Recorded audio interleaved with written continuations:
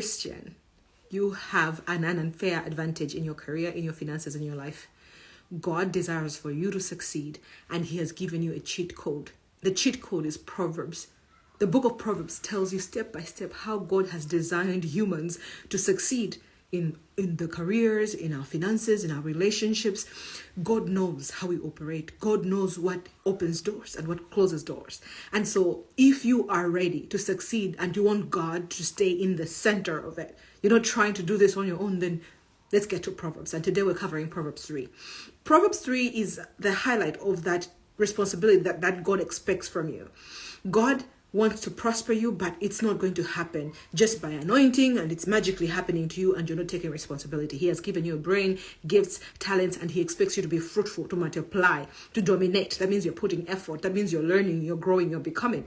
And Proverbs 3 highlights that. It starts by highlighting the fact that you should not forget. It says, my son, remember, do not forget what I've taught you. Do not forget the principles I've shown you. Do not forget. And you might wonder, what should I not forget? Go to Proverbs 1 and 2. You'll see God teaching principles about how the kind of friendships to make, how you should remember the law, which words and things to remember. He shows you that in Proverbs 1 and 2. So in Proverbs 3, he starts by saying, don't forget. How can you not forget? Not forgetting is not a spiritual gift. It is effort. It is intention. It is practical. So when God says don't forget, he says put reminders. He says think of something that you don't forget. There is always something in our lives which we know. Maybe it's calling your family. It could be a certain habit that you know and you never forget to do it or to practice it. How did you get to a place where you didn't forget? Maybe you cared about it. Maybe you set reminders. For me, I set reminders. I plan for things I don't want to forget because I know that if you tell me that we should meet, and I have other things going on, and I have my kids and my work and everything going on, I will forget, so I put reminders. And sometimes I put a reminder before the reminder. So God starts by putting the onus on you. Don't forget these principles. But why does he want you to not forget? It's not like, don't forget because I am God. No, he says, don't forget. Because when you don't forget these principles that I've been teaching you, you will have long life, fulfilling life, and you'll have peace. So the Proverbs 3 has all these things going on. He's telling you, don't do this because you have this. So many things that we desire from God have a requirement for you to fulfill. And most of the times as Christians, we forget that requirement. We stand, oh, it's grace. I'll receive whenever it's God's time.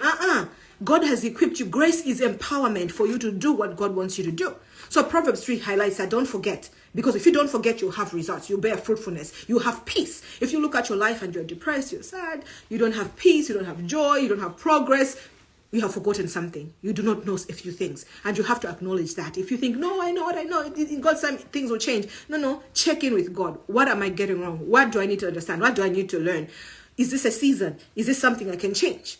So don't forget, and it will have consequences. Another thing that God says in Proverbs 3 is that if you want favor, I've heard so many prayers about favor. Pray for favor. Hey, lift your hands. And they are praying for favor. Favor, God favor me. But God says in Proverbs that if you want favor, you have to be faithful and merciful. Faithful means reliable, stable.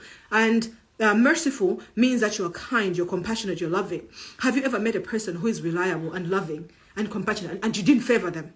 Everyone wants to work with people like that. In the office, in business, in church, in volunteering, in every space, even in your family members. If you meet somebody who is merciful, a person who is compassionate, but they're also reliable, those people will have favor.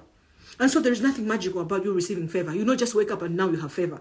You can't be a person who's unreliable, a person who lies, a person who's dishonest, and say, favor, Lord, give me favor. Hey, which God should give you favor? How? So God says, if you want favor with God and with man, and that's the favor we want. If that's the favor you want, if you want to be held in high respect, you want to be highly esteemed with God and also with men, then you have to be a person who is faithful and you have to be a person who is merciful. You have to be a person who is loyal and you have to be a person who is compassionate. You see, the next thing is, do you want God to direct you? We always say, God, direct me in my career. God, direct me in my finances. We want God's direction because we do understand that he has the best plan. He knows the end from the beginning. And for him to lead you in a specific step, in a specific way, then you know that, I will prosper. But God says, I can't just lead you. You can't just say, God, lead me and sleep. He says, you have to trust me with all your heart. And don't rely on your own understanding. Acknowledge me in what you do. So did you acknowledge him in what you do? Did you acknowledge him in your career, in your business? Do you acknowledge him in your relationships? Do you acknowledge him in your work ethic? Do you acknowledge him in the things that you do? Acknowledging him is not just mentioning him. Acknowledging him is knowing what he says about what you're doing and putting that first. Leaning not on your own understanding is knowing that you do have your own understanding. You do have your own ideas, but there are other ideas that might be contrary to yours that are God's ideas. Find out those ideas about the business you're doing, about your finances, about your career, about everything that you're doing. Then check, are these God's ideas? If they're not God's idea, drop them. That's how you trust in the Lord, and that's how he orders your steps. You can't have both. You can't choose your own way. You can't choose your own way of running your marriage or relationships and whatever else you're running, and then expect God to still order you. It doesn't work like that. So that's the teat and tat there. And then it goes to, do you want abundance? We all want abundance. We always talk about manifesting. We want abundance. We want increase. God has promised to meet all our needs. Yes, but he says you have to honor him with your wealth. And I know this has been abused so badly. When we say honor God with your wealth, with your first fruit, people think just give things to church. Honoring God is like the same thing God says when he says honor your parents. He doesn't say give your parents your salary or give your parents your money. Honor is holding someone in high esteem, valuing their opinions, valuing their direction, their strategy. Honor is not you dumping money into a church. Yeah, that's how I'm honoring God. No.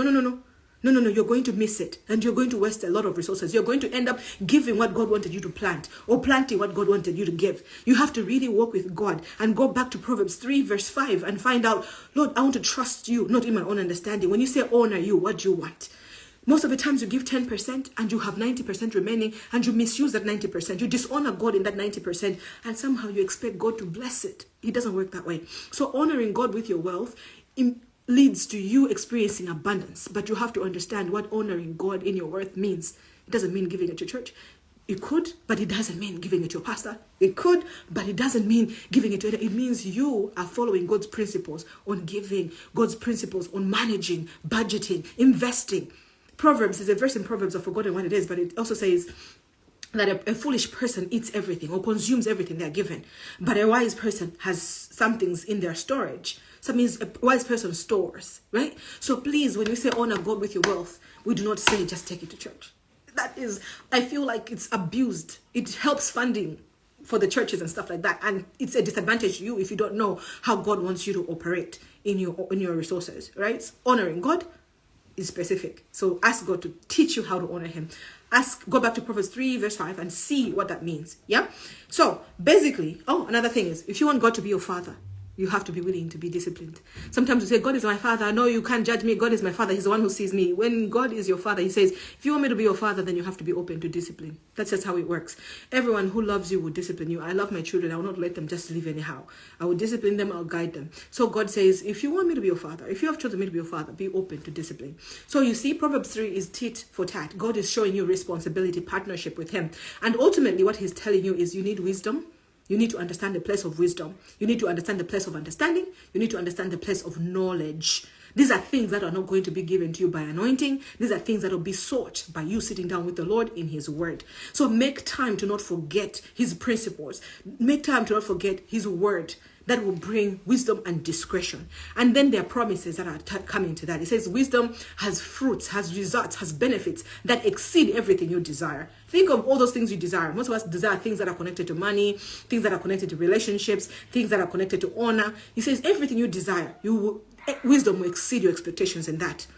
Yeah. So if you see that everything you desire you do not have yet, you should know that there's a lacking of wisdom in your life. And most of us lack wisdom because we don't have the time to give God, so that he can teach us and train us and show us what to do and what not to do. So many times you look at your career and say, is God leading you in your career? You might just be like, I'm not sure. Why are we not sure? Because we have not spent time with the Lord. We have not been quiet with the Lord. He has not ordered our steps. And so Proverbs 3 shows us how to be guided. The role we have to play. And the role may sound like a lot, but it's really just you sitting down and walking with God, getting his instructions and taking them seriously. And there are promises of peace. And we know that we need peace in this world. There's a lot of political shakiness and instability in politics, in finances, in relationships, in principle, so many things. There's a lot going on in this world. But the Bible says if you're a person who has wisdom and discretion, you'll be unshaken, you'll be guided, you'll be directed. And the verse that sticks to me in Proverbs 3 that I wanted to leave you with today is Proverbs 3 verse 33. It says 32 actually. It says, a perverse person is an abomination to the Lord, but his secret counsel is with the upright. Secret counsel is intimacy. God gives intimacy to the upright. And sometimes we say upright, we think the upright, the righteous are those people who are spending time in prayer, those people who are like somber, people who are like praying all the time, fasting. No, the upright are the people who do the right things. Just simple choices. You see someone who is in lack, you provide according to how God leads you. You see your neighbor, how you relate with your neighbor, how you relate with the person you sit with at work, how you relate with that business person you're competing with. All those things are what God calls righteousness. Yeah, so in Proverbs 3, he actually highlights that if you have ability to help your neighbor and you don't help them, and you tell them, come tomorrow, and he doesn't call you righteous. Right? So righteousness is making good choices. And God says that if you are a person who is righteous, then you will receive his secret advice, secret counsel. And God loves to share. God loves intimacy. And he doesn't want you to live life just like blindly. He knows what you should do and how you should do it. But he doesn't want you to be a robot. He doesn't want you to be a zombie. He wants you to transform, to change, to look like his son. He wants you to know his voice, to follow his voice. He wants you to understand his voice and be led by him. Right? So Proverbs is a cheat code.